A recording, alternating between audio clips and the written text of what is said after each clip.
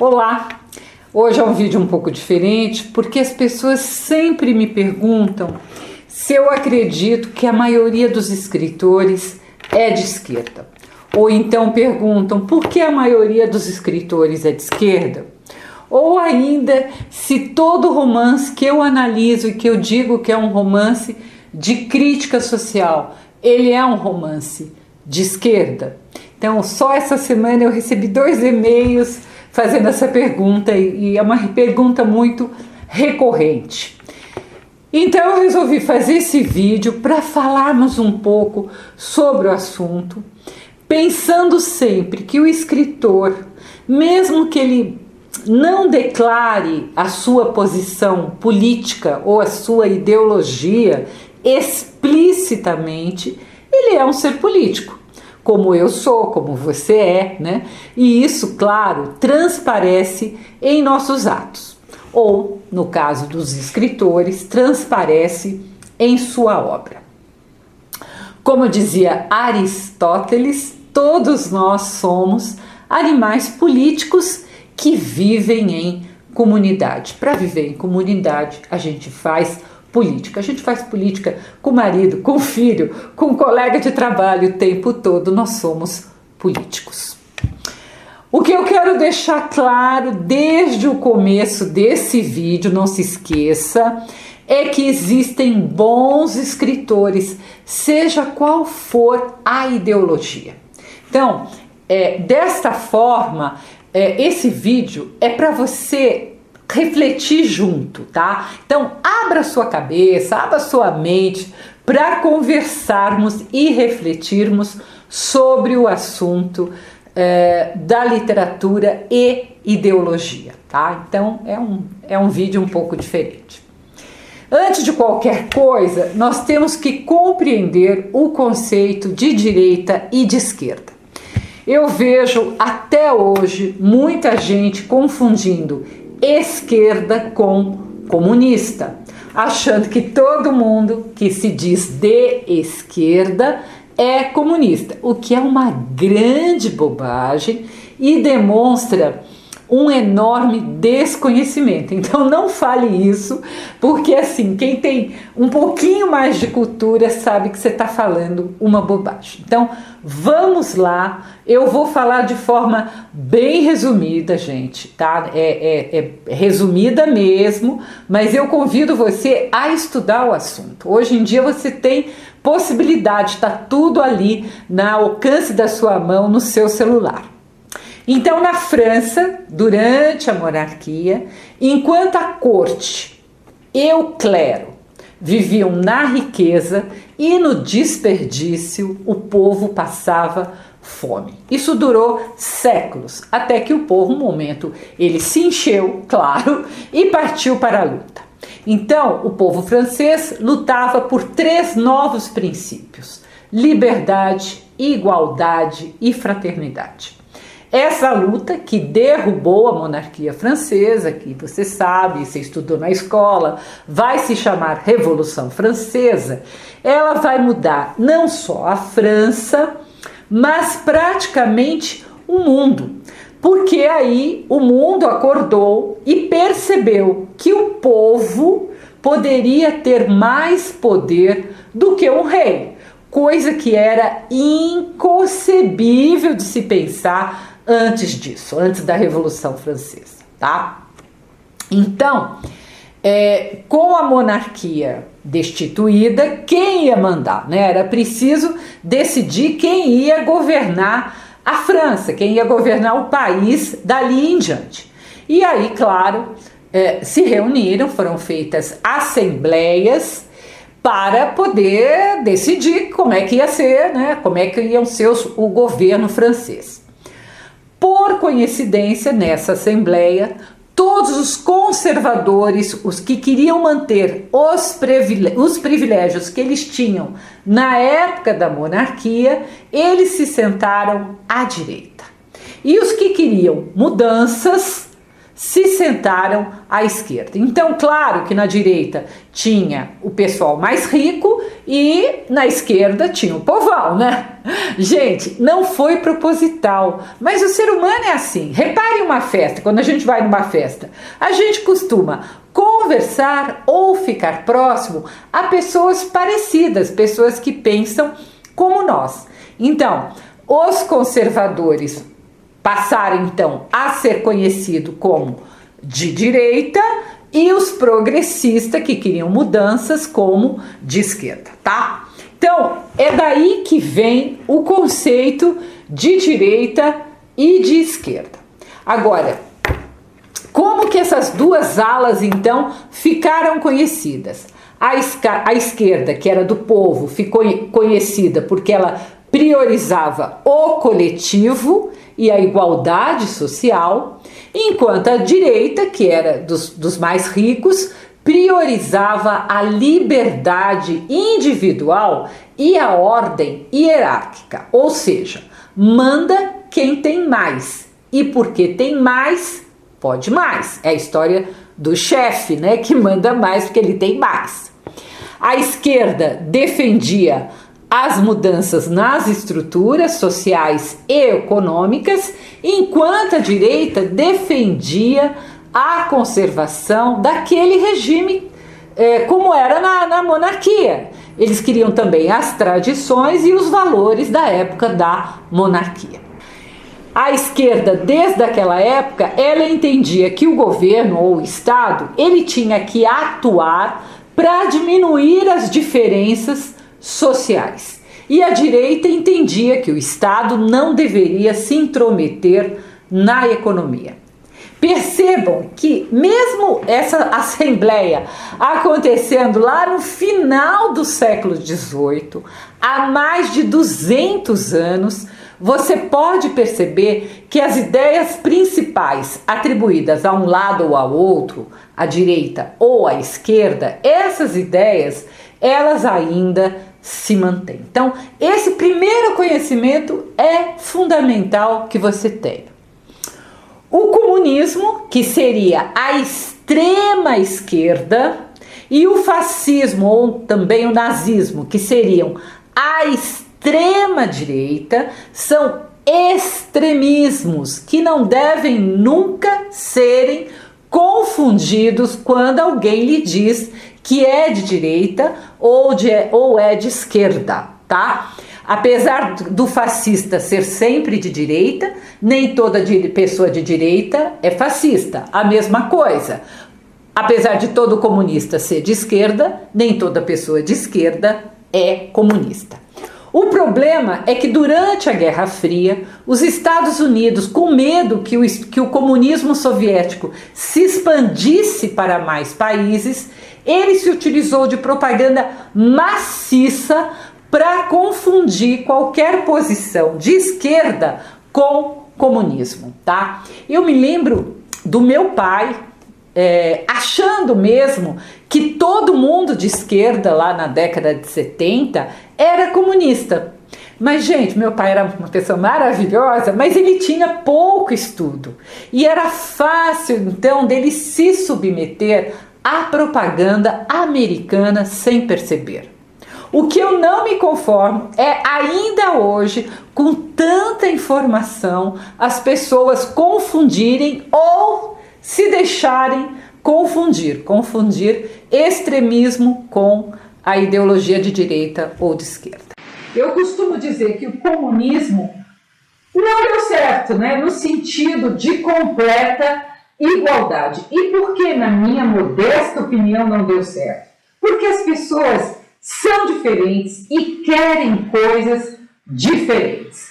Ainda, na minha modesta opinião, quando eu estudo, o que eu acho? Eu acho que o lugar onde o comunismo teve um pouco mais de sucesso foi nos kibbutz em Israel. Kibbutz, se você não sabe, eram assentamentos que foram criados para colonizar rapidamente os espaços vazios quando foi criado o Estado de Israel. Então, para não perder o espaço que estava lá vazio, sem ninguém, eles fizeram muitos assentamentos assentamentos.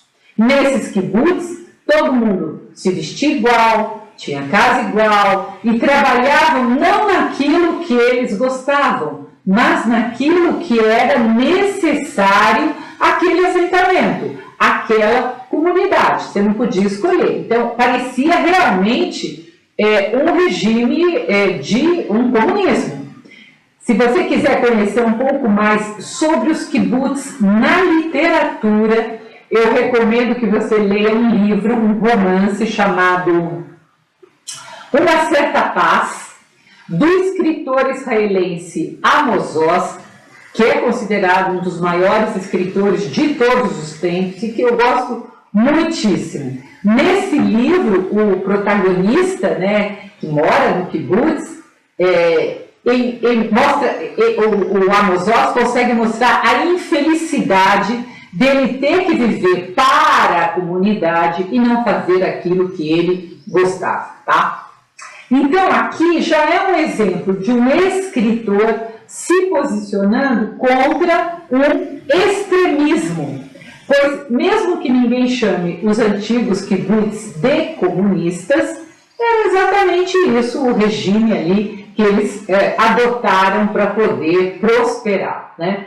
Por isso, e também, claro, também não deu certo, né? Então, com o tempo, os kibbutz foram se modificando. Como foi se modificando o comunismo na China, como a União Soviética foi à falência, enfim, foi mostrando, né, que o comunismo não era o melhor regime. Da mesma forma, o fascismo e o nazismo, graças a Deus, não dominaram o mundo. Então, nem o extremismo de esquerda, nem o extremismo de direita. Então, você já começa a perceber que escritores, e você vai ver isso ao longo da literatura, não apenas brasileira, mas mundial, normalmente são contra qualquer extremismo. E por quê? Porque os extremismos levam à falta de liberdade. Porque chega um momento em que governos extremistas, sejam de direita ou de esquerda, eles viram ditaduras. Por quê? Porque o povo não quer viver o extremismo. Então, a única maneira que eles têm de controlar esse povo, para esse povo não debandar, é com uma ditadura, sufocando o povo, e aí eles continuam mandando, e cada vez a ditadura, se você estuda, você pode ver que cada vez ela vai endurecendo mais, porque cada vez o povo vai se rebelando e ficando mais infeliz. Mas, Miriam, você pode me perguntar, no começo do século XX, muitos escritores brasileiros não se tornaram comunistas ou flertaram com o comunismo, como Jorge Amado, Graciliano Ramos e até mesmo a Raquel de Queiroz, que depois vai virar completamente de posição? Sim, é verdade, muitos flertaram com o comunismo. Mas até então, gente, o comunismo era um sonho de igualdade. E no papel ou no sonho cabe tudo, né? No papel tudo pode ser lindo. Ninguém sabia muito bem aqui no Brasil como estava sendo o regime comunista na União Soviética, o que estava acontecendo na União Soviética. O próprio Jorge Amado, que estava sendo perseguido pela ditadura Vargas, que era uma ditadura de extrema direita, ele foge, ele era do Partido Comunista, ele foge para a União Soviética. Mas quando ele volta desiludido e ele acaba se desvinculando do Partido Comunista.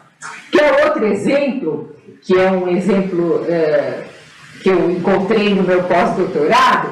O poeta Carlos Drummond de Andrade, em um momento da vida, ele vai flertar, ele vai escrever no jornal do Partido Comunista. Mas ele diz que quando ele começa, o Drummond, ele fica surpreso como ele tinha pouquíssima liberdade até para escrever no jornal do Partido Comunista. Então, vai acontecendo isso, né? Vai acontecendo essa desilusão. Mas a desilusão, gente, é com o comunismo, não com a ideologia de esquerda. Então, sim, a maioria dos escritores são seres sensíveis que querem igualdade social, que se preocupam com as minorias. Então, eles são de esquerda, mas são de esquerda em um regime capitalista. Os países escandinavos, Noruega, Suécia e Dinamarca, têm as melhores condições de vida, os maiores IDHs do mundo, e são ou de centro-esquerda ou de esquerda. Nenhum deles é comunista. Então, eles diminuíram as diferenças sociais dentro do modelo capitalista, mostrando ao mundo que sim, que isso é possível. O que a literatura faz de mais importante, na minha opinião, é permitir que a pessoa que lê bastante e também aquela que escreve pense fora da sua caixinha. Ao ler, nós conhecemos outras realidades fora da bolha que a gente vive. Todos nós vivemos em bolhas de amigo, bolha de família, E ao ler sobre outras realidades, nós percebemos que há pessoas que sofrem e muito com as desigualdades sociais e que há alguma coisa de muito errado com o mundo em que tão poucos concentram tanta riqueza enquanto outros passam fome. Então, a literatura, ela nos permite nos colocar no lugar do outro. E o escritor, ele faz isso mais do que ninguém. Tá? E tanto escritor como leitor, a literatura nos leva a questionar por que conservar essa situação, como pretende então a direita, que não quer que o Estado interfira para diminuir as diferenças. Então, mais uma vez, os escritores são, na sua maioria, de esquerda, porque querem o bem-estar não apenas de um grupo de pessoas muito ricas e poderosas, mas de todo mundo. Mas, de novo, não confunda, os escritores, eu hoje em dia não conheço nenhum escritor relevante que pregue o comunismo. Eles pregam ser de esquerda, mas não serem comunistas. E, gente, não são apenas escritores brasileiros, mas escritores no mundo todo. E não apenas hoje, mas sempre. Quando Émile Zola escreve O Germinal, ele está denunciando a situação horrível de miséria que viviam os mineiros. O que ele está fazendo? Crítica social. Sendo de esquerda, denunciando para que haja mudanças na sociedade. Outro exemplo, o escritor americano Steinbeck, no seu romance As Vinhas da Ira, a mesmíssima coisa. Então, são escritores que querem que as vidas das pessoas mais pobres, mais miseráveis, mais frágeis, melhorem. E é muito difícil imaginar que alguém não queira isso, ou que alguém seja tão individualista a ponto de não se importar, a ponto de querer manter a todo custo os seus privilégios de milionário. Então, quando eu ouço, vai aumentar o imposto dos ricos, os ricos dizendo não, eu quase caio da cadeira, tá? Há também aqueles que imaginam ingenuamente, como a maioria das pessoas de direita, que o governo não deva intervir, que o mercado se arruma sozinho. Então, isso a direita pensa desde depois da Revolução Francesa. E essa era uma teoria que ficou ainda muito mais forte nos anos 50, nos Estados Unidos, na Universidade de Chicago. E que, claro, gente, comprovadamente não deu certo. Os ricos só ficaram cada vez mais ricos e os pobres cada vez mais pobres nas últimas décadas. Então, hoje, mentes excelentes de economistas entendem que o governo tem sim de ter políticas públicas que favoreçam os mais pobres e taxem as grandes fortunas, tá? Então, isso não é mais um argumento aceitável, a não ser que você seja milionário e não queira dividir nenhum tostão com quem precisa. A literatura, ela quer que nos importemos com o outro. Os Miseráveis, de Victor Hugo, é uma defesa apaixonada dos pobres e oprimidos e uma crítica feroz à injustiça social. O escritor português Saramago tem uma obra marcada pela crítica radical às instituições e pela defesa dos menos favorecidos. Enfim, eu poderia listar inúmeros exemplos de grandes escritores que são ou foram de esquerda. E apesar de muitas vezes não declararem explicitamente essa posição, eles deixam que as suas obras literárias falem por eles, né? Quando você lê, você percebe a ideologia do escritor, o que ele defende. Aí você me pergunta, mas toda obra de crítica social se refere ao aspecto econômico? Não, claro que não, nem sempre. Muitas vezes não é apenas a questão econômica, mas valores conservadores que não cabem mais no século XXI, né? Vou dar um exemplo. A direita vive dizendo que defende a família e os valores da família. Mas é apenas, gente, aquela família doriana, mamãe, papai, filhinho e filhinha, que não existe. Aquela família que varre todos os problemas para debaixo do tapete, tá? E aí eu lhe pergunto, ora, famílias homoafetivas não têm o direito de se constituírem? Claro que tem. E podem ser famílias até muito mais felizes do que famílias heterossexuais. Eu vejo muita família heterossexual completamente disfuncional. Eu pergunto, pessoas que não têm as mesmas escolhas sexuais ou afetivas, ou mesmo de gênero, devem voltar para dentro do armário? Porque às vezes o que eu ouço parece isso.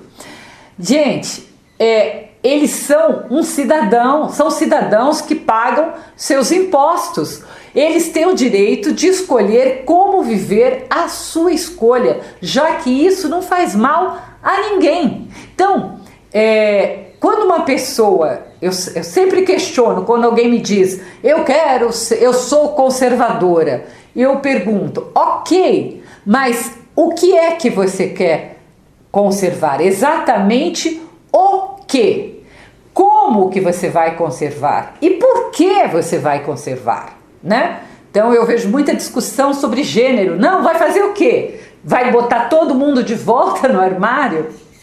Então, gente, se for conservar valores, ok, direita e esquerda podem ser conservadores em valores como honestidade, bondade, empatia, ok, mas não vamos ser conservadores para causar a dor às minorias. Então, o que os escritores e a literatura fazem é nos mostrar a hora de deixar o conservadorismo de lado, justamente contando histórias em que os protagonistas sofrem, protagonistas ou personagens secundários, tanto faz, sofrem e muito em virtude desse conservadorismo.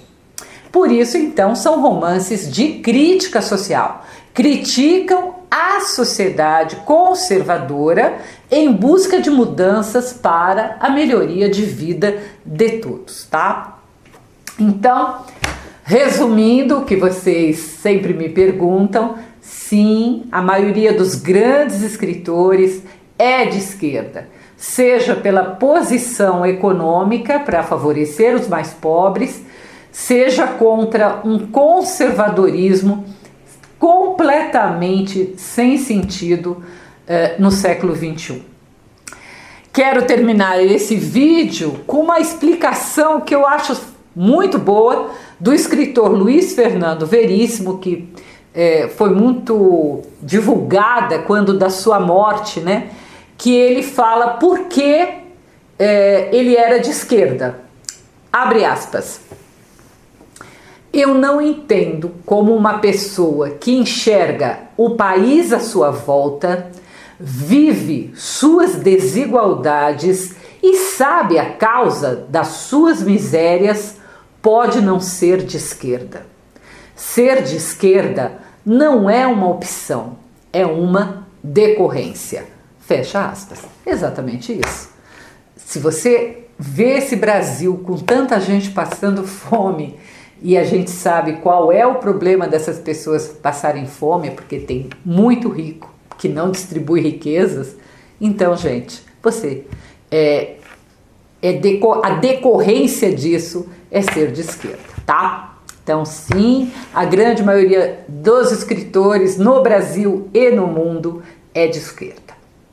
Pense sobre tudo isso que nós falamos, estuda, reflita, discuta com as pessoas, esteja aberto a ouvir opiniões diferentes da sua. E mesmo que você não concorde com essas opiniões, descubra o porquê. Descubra se você não está apenas repetindo, sem questionar, o que você ouviu a vida inteira. De novo, não confunda e corrija. Pessoa de esquerda não é o mesmo que pessoa comunista, são coisas diferentes.